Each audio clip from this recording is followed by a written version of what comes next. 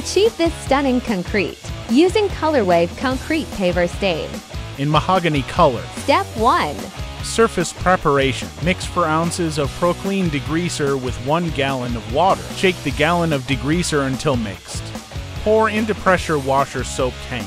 Pressure wash pavers with Proclean degreaser. Use a scrub brush to remove stubborn dirt. Mop up or use wet dry vac to pick up residue. Rinse surface with water until there's no more residue. Allow concrete to dry completely. Step 2.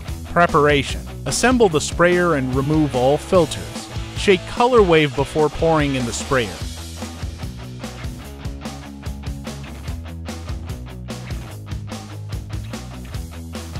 Step 3.